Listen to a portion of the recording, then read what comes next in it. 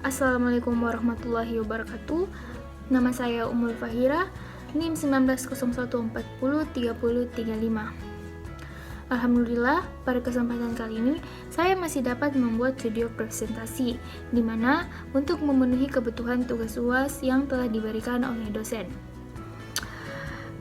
Pada kesempatan kali ini saya akan memaparkan sebuah materi yang berjudul pemfokusan makna kalimat. Yang pertama adalah pengertian fokus makna kalimat. Yang dimaksud dengan fokus makna kalimat adalah upaya penonjolan, penegasan, pementingan, penekanan, atau pengkonsentrasian pada salah satu unsur atau bagian kalimat yang dipentingkan. Yang kedua yaitu upaya pemfokusan kalimat. Upaya pemfokusan kalimat ini dapat dilakukan antara lain fokus dengan intonasi, fokus dengan partikel, fokus dengan kata keterangan, fokus dengan konjungsi penegas, fokus dengan permutasi, dan fokus makna dengan kontras makna. Yang pertama, fokus dengan intonasi. Pemfokusan dengan intonasi lebih nyata dalam bahasa ragam lisan, karena intonasi dapat dirasakan. Dalam ragam tulis, intonasi tentu tidak dapat didengar.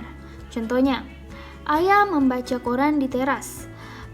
Tekanan diberikan pada kata ayah, maka dalam kalimat tersebut yang membaca koran adalah ayah, bukan orang lain. Yang kedua, ayah membaca koran di teras. Tekanan pada kata membaca, maka yang dilakukan ayah adalah membaca. Yang ketiga, ayah membaca koran di teras. Tekanan diberikan pada kata koran, maka yang dibaca oleh ayah adalah koran. Yang keempat, ayah membaca koran di teras. Tekanan yang diberikan pada kata teras, maka ayah membaca koran di teras, bukan tempat lain. Terus yang kedua, fokus dengan partikel.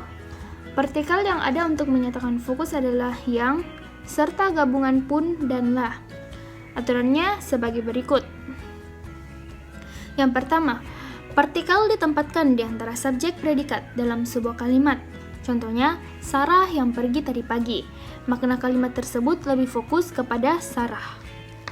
Yang kedua, partikel gabungan lah yang ditempatkan di antara subjek dan predikat pada sebuah kalimat verbal atau kalimat adjektifal. Partikel gabungan lah yang lebih tegas daripada yang dibicarakan tadi. Contohnya, merekalah yang membantu saya. Kalimat partikel gabungan lah biasanya diikuti oleh klausa penjelas yang diwakili kata bukan. Jadi, kalimat yang tadi bisa dirubah menjadi merekalah yang telah membantu saya, bukan orang lain. Yang ketiga, partikel gabungan pun lah digunakan dengan aturan. Partikel pun diletakkan pada akhir subjek lah, ditempatkan pada akhir predikat yang berupa verba intransitif. Contohnya, gadis itu pun keluarlah dari penyekapannya. Yang ketiga, fokus dengan kata keterangan.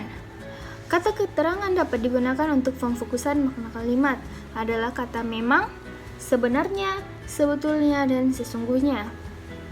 Yang pertama, memang dia sangat pintar. Fokus makna pada keseluruhan kalimat. Yang kedua, dia memang sangat pintar.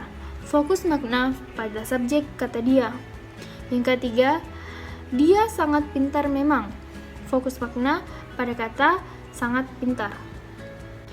Yang keempat, fokus dengan konjungsi penegas.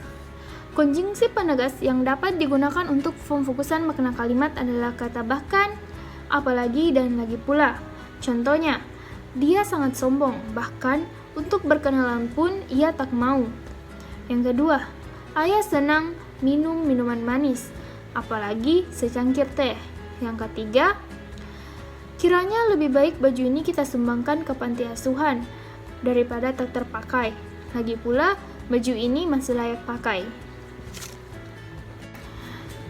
Yang kelima, fokus dengan permutasi. Permutasi adalah memindahkan unsur kalimat ke posisi depan karena unsur tersebut ingin difokuskan maknanya. Contohnya, yang pertama, satu pemindahan predikat. Kalau predikatnya berupa verba transitif, maka pemindahan predikat dapat dilakukan seperti contoh, keluar gadis itu dari penyekapannya. Kedua, kalau predikatnya berupa verba transitif, maka predikat beserta objeknya yang harus dipindahkan sekaligus, dan bila ingin diberi partikel lah, partikel itu harus dirangkaikan dengan objek. Contohnya, menulis suratlah ia kepada kekasihnya. Yang ketiga, kalau predikatnya berupa kategori adjektiva atau frasa adjektiva, maka predikatnya hanya bisa dipindahkan ke posisi awal kalau subjeknya bersifat khas atau berupa wujud tertentu. Contohnya, kurus orang itu. Yang keempat, kalau predikatnya berupa kategori nomina, maka predikat itu dapat dipindahkan ke posisi awal kalimat kalau subjeknya bersifat khas atau tertentu. Contohnya, pegawai negeri sipil ayahku. Kalimat asalnya, ayahku pegawai negeri sipil. Kelima, kalau predikatnya berupa kata bilangan atau frasa bilangan, maka predikat itu dapat dipindahkan ke posisi awal. Contohnya, 5 juta rupiah gajinya. Kalimat awal, gajinya 5 juta rupiah.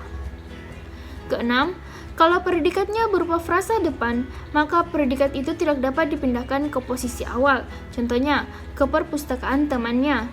Kalimat awal, temannya ke perpustakaan. Terus yang kedua adalah pemindahan objek. Objek sebuah kalimat aktif transitif tidak dapat dipindahkan ke posisi awal kalimat karena objek tersebut terikat erat dengan predikatnya.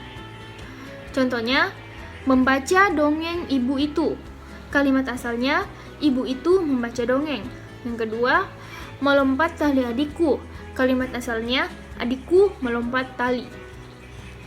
Terus yang ketiga adalah kalimat pelengkap.